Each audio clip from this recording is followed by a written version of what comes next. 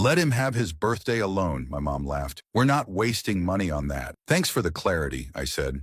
That's the last penny you'll ever get. Then I drained the account, blocked them all, and watched them freak out from the balcony. I'm called Ryan, the eldest in the household, the dependable child, the one everyone counted on to manage problems, take control, and keep everything steady. And for a long stretch, I did exactly that. Not because they forced me, not because they begged, though they definitely pleaded plenty of times. I kept doing it because I thought if I continued helping, if I continued giving, maybe they'd finally recognize me, not as a bank machine, not as a backup plan, but as an actual family member. Now that I reflect on it, I don't understand why I ever believed that. My parents weren't cruel in the loud, obvious way. They didn't scream, didn't smack, didn't break furniture. Their selfishness was quieter, more hidden. It showed in the way they assumed I'd always help without even asking. It was in the way they treated my place in the family, as someone who was there only to provide. My younger siblings followed the same path. They figured out early that if they needed support, whether it was cash, a ride, or help fixing something, I'd be the one to handle it. And I did, every single time. I kept telling myself it was temporary, that once they got on their feet, once they felt more secure, they'd finally value me the way I hoped they would. But that never happened. There was always a new excuse, some fresh bill, some fresh struggle. I became their go-to solution. To make things simpler, I created a shared banking account. That way they didn't have to ask every time. They could just take whatever they needed, whenever they needed it. I thought it would help, that maybe somehow they'd see it as a sign I cared, that I was doing this willingly, not out of guilt or obligation, but it didn't change anything. Then came my birthday. Growing up, my birthdays were never really celebrated. It was always just another normal day. There was always some reason why it couldn't be special. No money, someone sick, something else going on. Still, I held on to hope. Every year, I wished this one would be different. So this year, I made it simple. I reserved a table at a nice place, gave everyone plenty of notice, even offered to cover the entire cost. I didn't ask for gifts. I didn't expect balloons. Just dinner. Just one evening where we could be together, and I might finally feel like more than their financial safety net. Their replies, cold and dismissive. We'll think about it, my mom muttered. We're broke this week, my dad replied. I doubt I'll be free, my brother said, and my sister didn't even glance away from her phone screen. I didn't argue. I just smiled slightly and acted like it didn't bother me. Then 2 days before the day, my cousin rang me up. Hey, I'm not sure if I should even say this, he began. I leaned in. What's going on? I visited your parents yesterday. They were discussing a getaway. I sat up straighter. A trip? Yeah, just the two of them.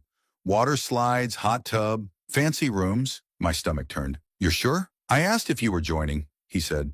Your mom just laughed and said, let him have his birthday alone. We're not wasting money on that. I didn't say a word for a moment. They told me not to mention it, he added.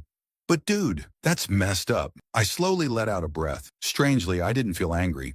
What I felt was clarity. All this time, I thought I was earning love, buying approval, believing that if I kept giving, they'd start seeing me as something more than just a walking wallet. But when it was their turn to show even a little effort, I wasn't worth it. I laughed, an actual laugh, one that came from understanding, not bitterness. Thanks for telling me, I said quietly, and ended the call. I logged into the joint bank account. I cleared it out, every dollar. 3 days later, everything erupted. The morning after my birthday, my phone exploded with notification. I was expecting drama, but not that fast. First, missed calls, mom, then dad, then my brother, then my sister. Message after message popped up. Mom, Ryan, pick up the phone immediately. Dad, where did the money go? Mom again, did you drain the account? Brother, what's your problem, man? Sister, seriously, what is wrong with you? I said nothing. I didn't reply. I ignored it all. I was still lying under the covers, feeling a bit foggy from the night before. Surprisingly, my birthday had gone really well. My cousin and a few real friends had joined me at the restaurant, and it had been a great evening. No awkward moments, no fake laughter, just honest conversation and delicious food. For the first time in what felt like forever, it felt like the day was actually mine, not something I was obligated to endure. Then my phone rang again. Letting out a tired sigh, I finally picked up. It was my mother. Ryan, what on earth did you do? Nice to hear from you too, I said while yawning and stretching. Don't mess around. The shared account. Where's the money? I chuckled. Oh, that? I shut it down. There was complete silence. Then I heard her gasp. You had no authority to do that, she snapped. That money was meant for everyone. For everyone, Peshar, I said. Like the vacation you and Dad planned without inviting me. She didn't reply at once, but I could hear her breathing on the line. Who told you about that? I laughed. Does it really make a difference? Ryan, we were going to let you know, she started. She stopped, realizing she had no good explanation. We needed a short break. You can't imagine how exhausting life has been. You're right, I replied. I don't understand, because I've spent years giving, hoping someday you'd care enough to give back. But the moment it's my turn, I get left out. That's not fair, she said quickly. You're taking this way too far. We were going to celebrate your birthday after the trip. Oh, maybe you'd bring me back a cheap keychain. Ryan, stop it. This isn't funny. And treating your child like a human ATM for years? That's funny to you? She tried to respond again, but I ended the call, and for the first time in years, I felt peaceful. Roughly 20 minutes later, I heard loud knocking at the front door. Still confused, I got out of bed and peeked through the peephole. It was my father. I opened the door slightly. Why are you here? He shoved it open and barged into the apartment. Where is the cash, Ryan? I stepped back, stunned. You're actually serious? I absolutely am, he growled. We need that money. I folded my arms. Oh yeah? For the getaway? For the hot tub? His face turned red. That was our money. I raised an eyebrow. Strange. I don't remember you ever putting anything into it. He clenched his jaw tightly. You better fix this right now. I gave a small scoff. Or what? He didn't answer. He just stared like he expected me to give in, like I always used to, but not this time. I looked him straight in the eyes. Get out of my home, Dad. He jabbed a finger at me. This isn't finished. I know, I said.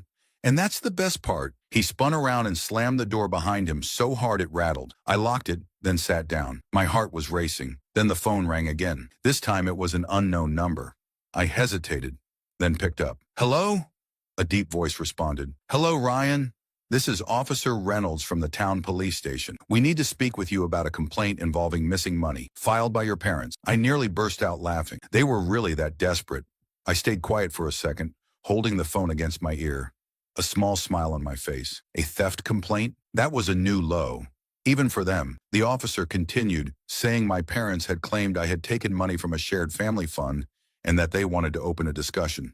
I replied politely. I told him that the account in question was created by me, paid into by me, and closed by me. No one else had contributed. Nothing was stolen. If they wanted to continue with it, they could, but it would waste everyone's time. He paused, then admitted my parents hadn't given any proof of putting money into the account. He sounded slightly embarrassed to even be making the call. He said unless they showed real records, the case would be dropped. I thanked him and ended the call.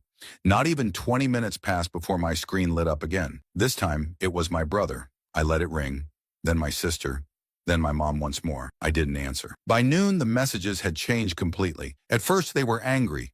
They called me greedy, cold, disrespectful. My sister sent me a massive message, blaming me for tearing everything apart. My brother said I was blowing things out of proportion over a pointless vacation. My dad, as usual, didn't bother texting. He just kept calling nonstop. Once they realized I wasn't picking up, the emotional tricks began. Suddenly, my mom flipped the script.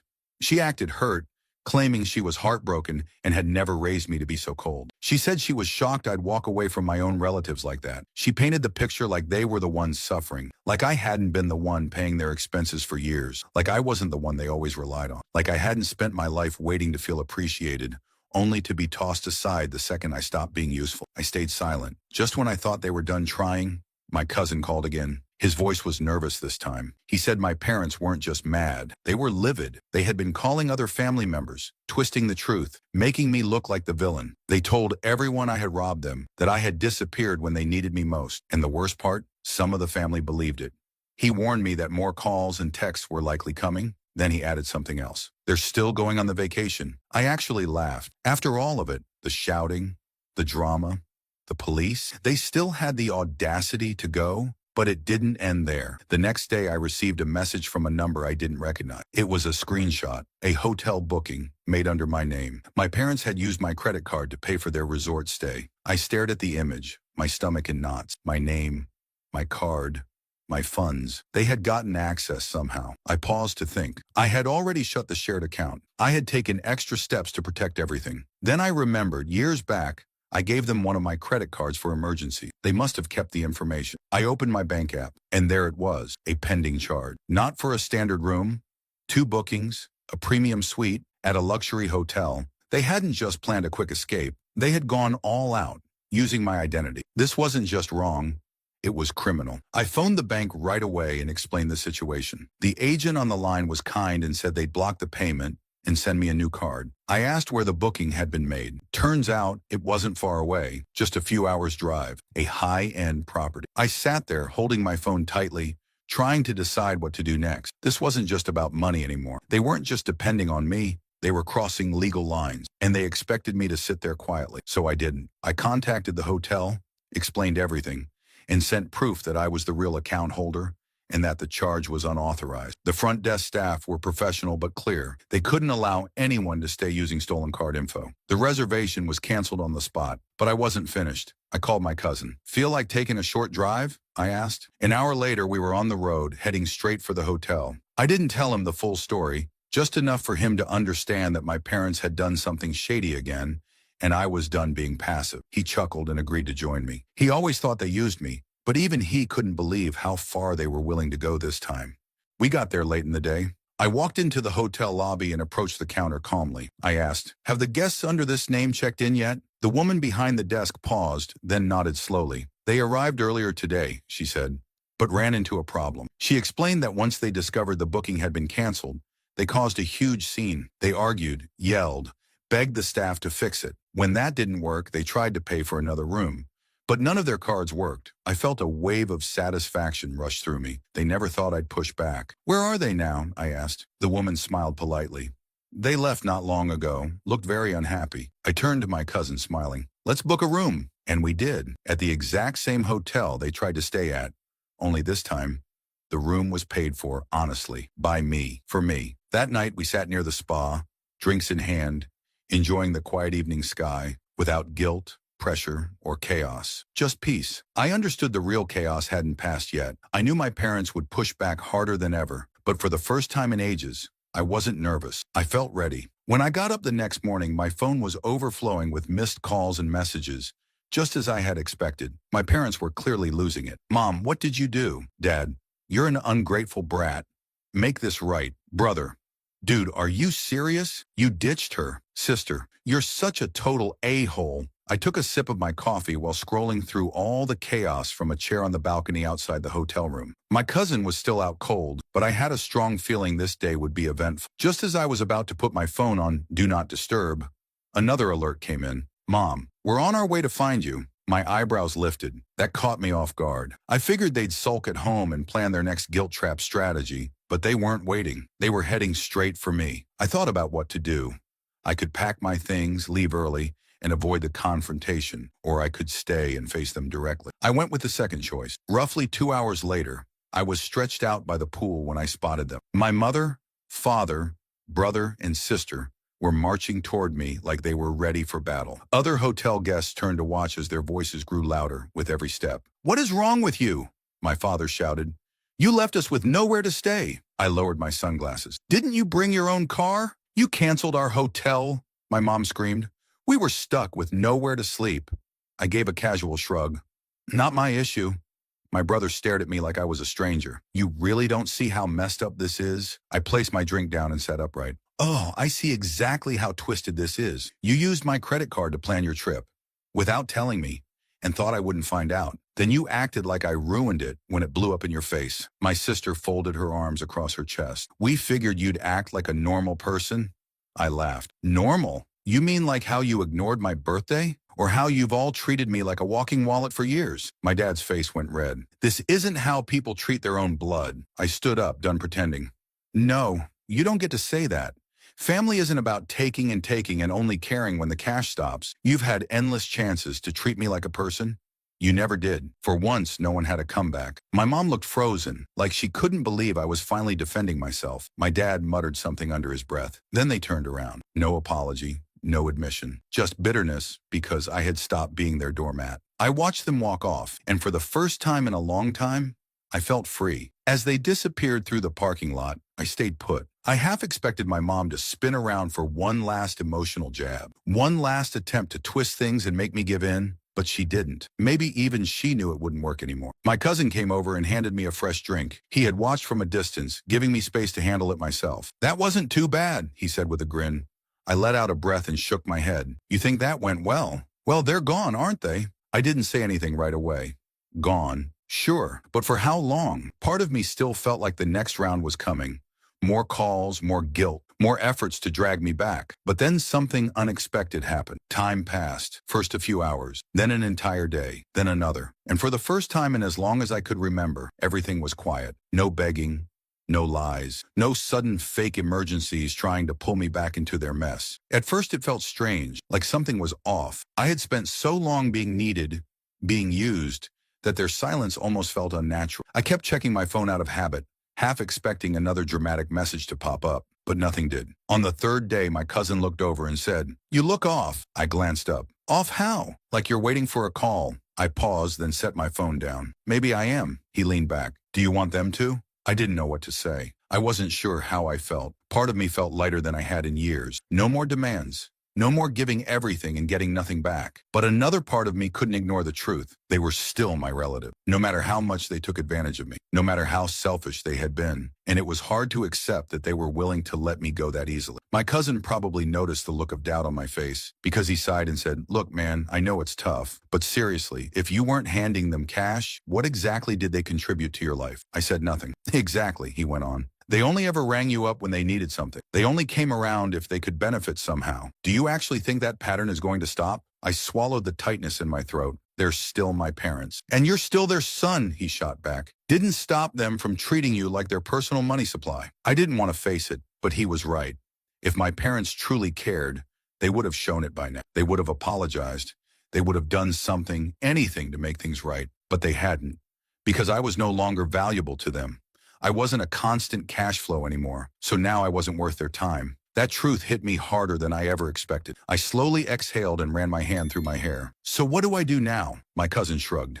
"Now? You move forward, without her, and trust me, it'll be the best decision you've made." I stared out at the water, letting that truth really settle in. I had spent years chasing something that never existed. I thought if I just kept giving and giving, I'd eventually be seen, loved, appreciated. But love isn't something you can buy. And if someone only respects you for what you give them, then they never respected you at all. I grabbed my drink, took a slow sip, and for once, I felt peace. "Yeah," I said quietly.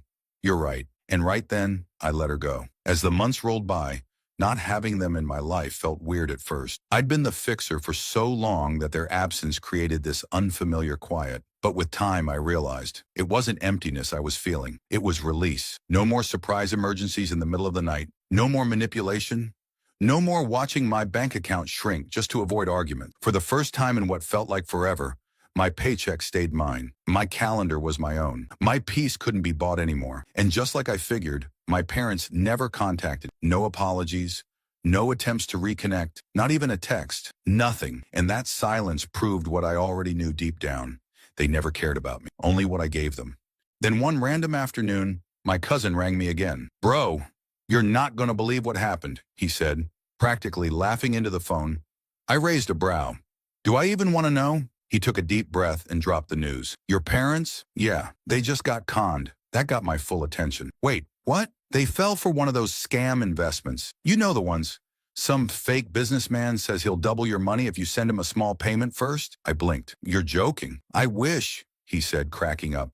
"They sent like 10 grand. And dude, they didn't even have 10 grand. They took out a loan to do it." I sat down in disbelief. So they had 10,000 to hand over to a stranger, but couldn't spare $100 to come to my birthday dinner? Exactly. I shook my head, somewhere between stunned and amused. My parents, who'd spent years trying to squeeze every dollar out of me, had willingly handed a fortune to some random scammer online. Karma had officially arrived. "Do they know they got played?" I asked. "Oh yeah," he said.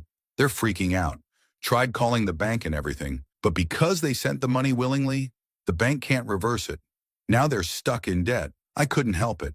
I laughed. A full, deep, real laugh. After years of them treating me like their personal bank account, after all the guilt trips, the pressure, the manipulation.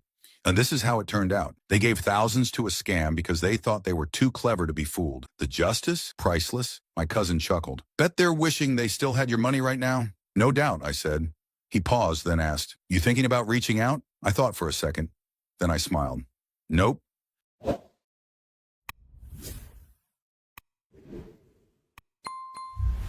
Asterisk after listening to today's story, Perhaps it has raised some new questions in your mind, or maybe it has brought back some old memories. Every day on Reddit, new experiences and moments create fresh stories, and they connect all of us. Everyone has their own unique journey in life, and we all try to understand the world in our own way. These kinds of moments remind us that we are all human, sometimes happy, sometimes sad, and always learning something new. If you enjoyed this story, feel free to share it with your friends. Your thoughts and feedback are always valuable to us, as they motivate us to create even better content. Every story has its own unique angle, and our goal is to understand everyone's perspective and make our content diverse and relatable. Stories like these help us realize that life's journey is different for everyone, and by hearing other stories, we learn something new. You can also share your own stories with us. Your experiences are valuable to us as well, and if you enjoyed this video, please leave your feedback. We aim to create content that brightens your mind and gives you new ideas every time. If you've already seen this video before, your feedback is still important. With every piece of feedback, we can improve our content and bring a new perspective to our viewers. Today, what we saw was just a small part of the many stories shared on Reddit and across the world. It's a reminder of how we all try to understand life by sharing our experiences with each other. This video was only an example of how we try to connect with others through storytelling, learning about different sides of life. We hope to continue sharing such stories that help us all learn and grow together. Thank you for your time, and don't forget to keep an eye out for more stories coming soon. If you haven't already, please like and follow for more amazing content. Your support keeps us going, and we will strive to bring you more thought-provoking and heartwarming stories. Until next time, take care and stay curious. **.